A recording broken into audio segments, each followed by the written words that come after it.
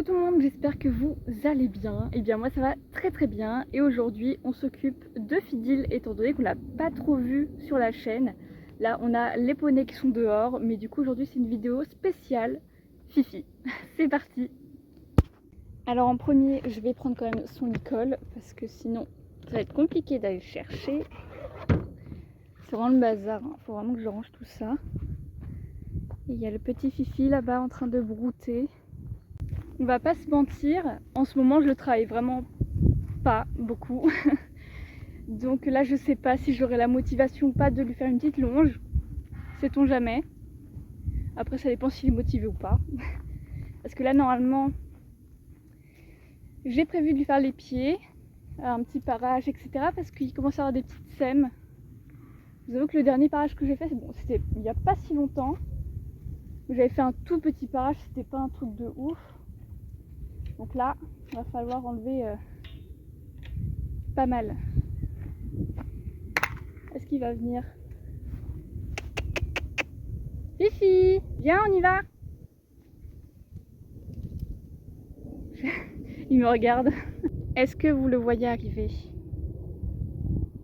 Ah, il faut que je coupe tout ça maintenant. Waouh, la motivation. Le gros poney.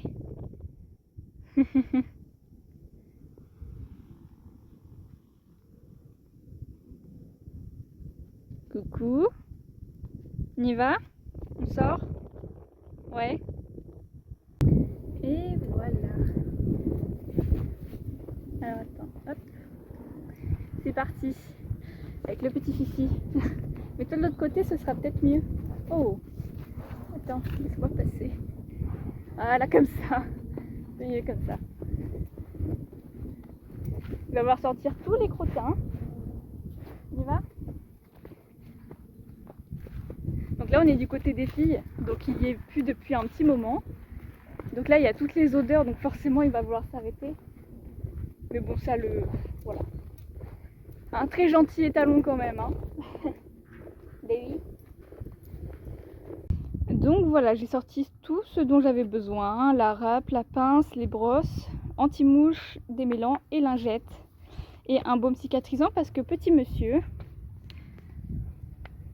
Voilà, il s'est fait... Alors je sais pas trop si c'est de la gale de boue ou de la photosensibilisation, étant donné que c'est sur une balsane, donc ça veut dire que la peau est rose en dessous.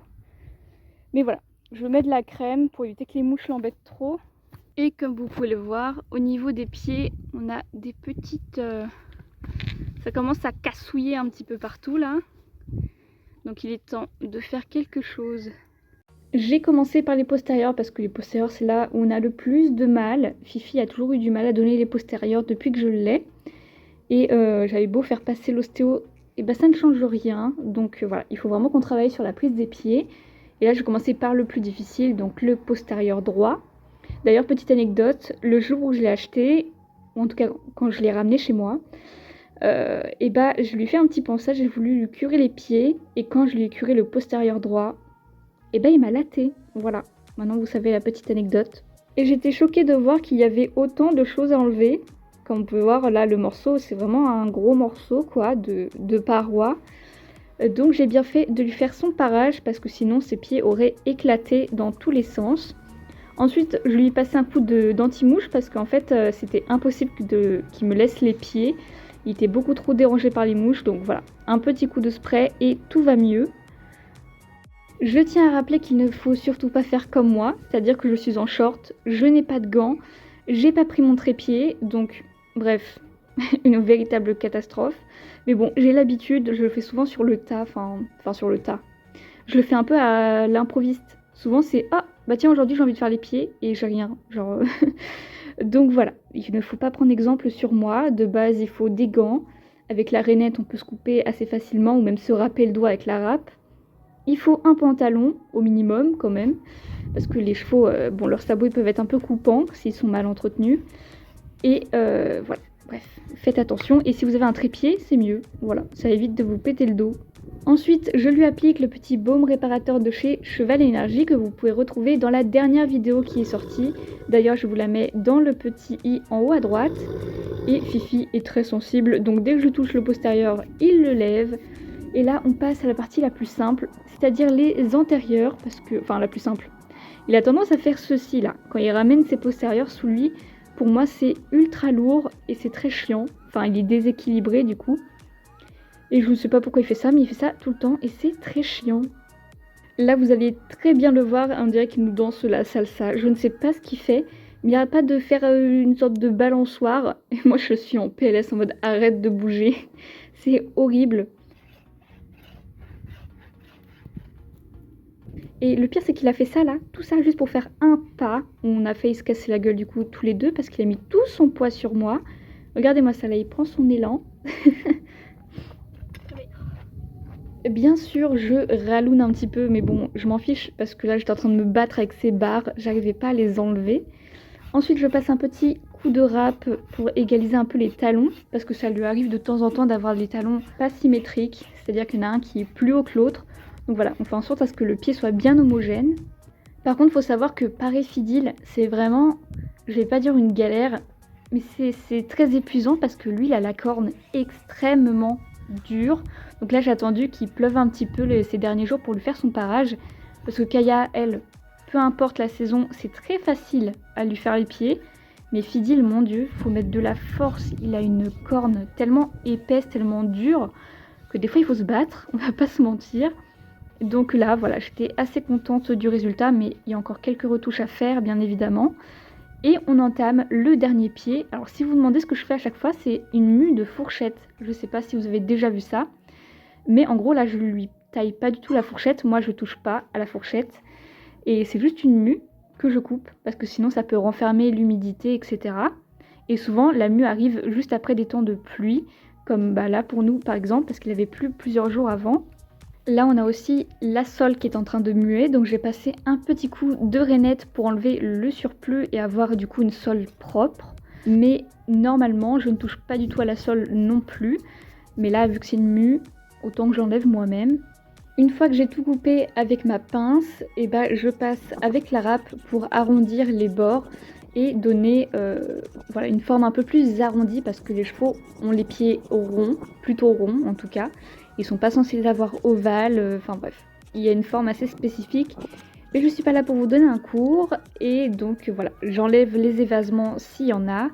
Et ensuite on est parti sur un petit pansage, donc on a commencé par mettre un petit peu de démêlant. Parce que Fidil, si on veut lui brosser la crinière, le toupet ou la queue, il faut impérativement du démêlant, sinon vous en avez pour au moins 1h30. Voilà. On remarquera que mon chouchou s'est fait la malle et que du coup mon chignon est parti, je m'en suis même pas rendu compte. Et au fur et à mesure de la vidéo, on verra le chouchou en train de tomber, mais je l'ai retrouvé donc vous inquiétez pas. Et là Fifi a fait genre qu'il avait peur du spray alors que Fifi, il s'en fout royal, voilà. Je pense qu'il s'attendait pas en fait. Ça fait longtemps que je lui ai pas mis de démêlant.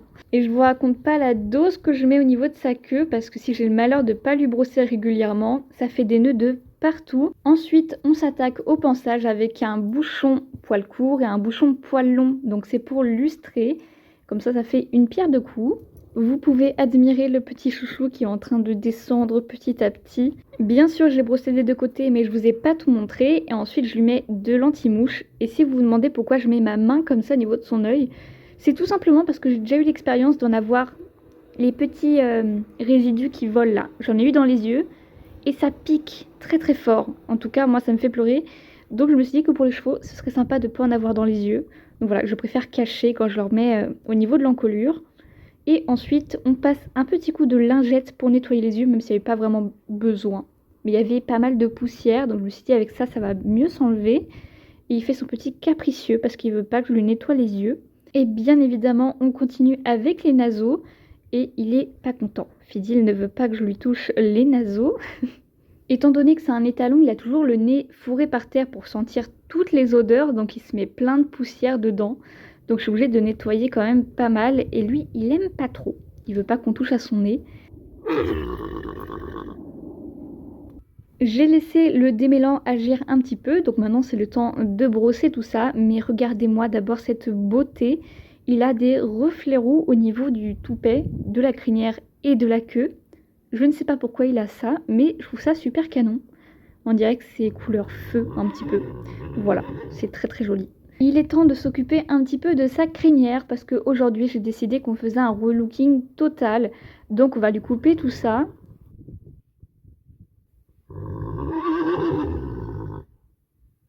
Bien sûr, il est obligé de nous rappeler qu'il est un bel étalon. Je demande à tous les professionnels de la crinière de bien vouloir accélérer la vidéo parce que là, juste à ma tête, vous allez comprendre que c'est pas mon truc. J'ai déjà coupé des crinières, mais à chaque fois, il y a un moment où je me rate sur Fidil. Les autres chevaux, ça va, mais Fidil, il y a toujours un endroit où ça part en cacahuète et vous allez très bien le voir. Au début, ça va, c'est plutôt droit. Oui, je fais au ciseau. J'aime pas faire au peigne, d'accord? Donc là encore, ça va, mais juste à partir de là, ça va partir en cacahuète, je m'explique. C'est un endroit où la crinière est très, très, très épaisse. Et si je la coupe, même si c'est la même longueur, eh bien elle remonte. Et ensuite elle part de l'autre côté. Donc ça fait pas droit. Ça donne un aspect tordu, enfin bref.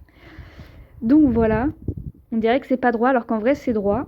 C'est la même longueur partout, c'est juste que quand je coupe, ça remonte parce que c'est très épais. Et ça part aussi de l'autre côté de l'encolure, donc c'est chiant. Mais quand ça aura repoussé d'ici quelques semaines, quelques mois, et bah ce sera parfait. Voilà. Ça c'est toujours le problème avec Fidil. En soi, ça va, c'est pas non plus une grosse catastrophe, ça fait pas des escaliers, mais il y aura quelques retouches à faire d'ici là, et Monsieur Fifi a l'air très fatigué par tous ces soins. Étant donné qu'il a été très sage et patient, c'est parti pour le faire brouter un petit peu, parce qu'il le mérite amplement. Et voilà, c'est une fin de vidéo pour nous, avec petit Fifi qui mange n'importe quoi. Si elle vous a plu, n'hésitez pas à vous abonner, à liker et à laisser un petit commentaire. Et nous on se retrouve la semaine prochaine.